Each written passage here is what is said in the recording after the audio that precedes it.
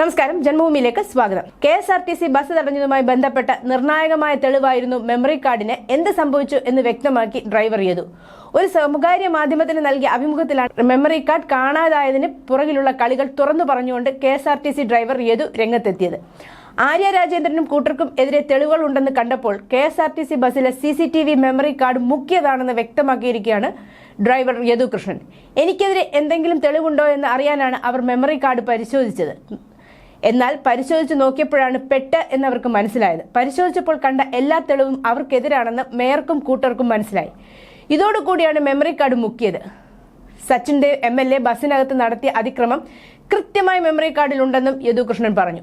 Memory card പുറത്തു വന്നാൽ ഇവരൊക്കെ കുടുങ്ങും. എനിക്കെതിരെ ഒരു തെളിവും ഇല്ലെന്ന് മാത്രമല്ല, അവർക്കെതിരെ മുഴുവൻ തെളിവുകളുമുണ്ട്, യദു പറഞ്ഞു.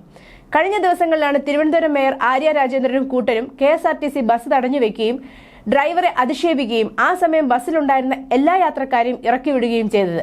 മേയറുടെയും കൂട്ടരുടെയും ഭാഗത്തു നിന്ന് ഗുരുതരമായ നിയമലംഘനങ്ങൾ ഉണ്ടാവുകയും തെളിവുകളെല്ലാം ഡ്രൈവർ യദുവിന് അനുകൂലമാവുകയും ചെയ്തെങ്കിലും മേയറുടെ പരാതിയിൽ മാത്രം പോലീസ് കേസെടുക്കുകയായിരുന്നു.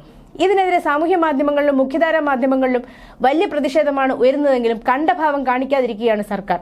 ഇതുകൂടാതെ നിയമലംഘനം നടത്തിയ മേയർക്കും കൂട്ടർക്കും പരിപൂർണ പിന്തുണയും സർക്കാർ നൽകുന്നുണ്ട്.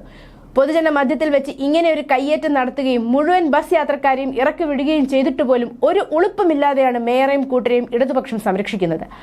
അതേസമയം കേസിലെ നിർണായകമായ തെളിവായ മെമ്മറി കാർഡ് കാണാതായതിൽ വേറെ വഴിയില്ലാതെ പോലീസ് കേസെടുക്കാൻ തീരുമാനിച്ചിട്ടുണ്ട്. മേയർ ആര്യ രാജേന്ദ്രനും KSRTC ഡ്രൈവറുമായുള്ള തർക്കത്തിൽ ബസ്സിലെ CCTV മെമ്മറി കാർഡ് കാണാതായതിലാണ് കേസ് എടുത്തത്. KSRTC നൽകിയ പരാതിയിലാണ് കേസെടുത്തിരിക്കുന്നത്. ബസ്സിനുള്ളിൽ സംഭവിച്ചത് എന്താണെന്നതിന്റെ പ്രധാനമായ തെളിവാണ് മെമ്മറി കാർഡിൽ. പോലീസ് ശേഖരിക്കാൻ എത്തിയപ്പോഴാണ് മെമ്മറി കാർഡ് ഇല്ലെന്ന് അറിഞ്ഞത്. അതേസമയം മുഖ്യധാര മാധ്യമങ്ങളിൽ നിന്നും സാമൂഹ്യ മാധ്യമങ്ങളിൽ നിന്നും കടുത്ത പൊതുജന സമ്മർദ്ദം ഉയർന്നതിനെ തുടർന്ന് KSRTC ഡ്രൈവർ നൽകിയ കേസ് പുനഃപരിശോധിക്കാൻ തീരുമാനിച്ചിരിക്കുകയാണ് പോലീസ്. മേയർ ആര്യ രാജേന്ദ്രനെതിരായ KSRTC ഡ്രൈവർ യദുവിന്റെ പരാതിയാണ് പോലീസ് പുനഃപരിശോധിക്കുന്നത്.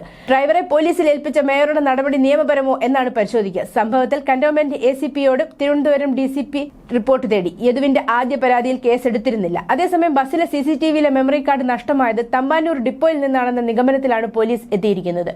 News desk, Janmabhumi.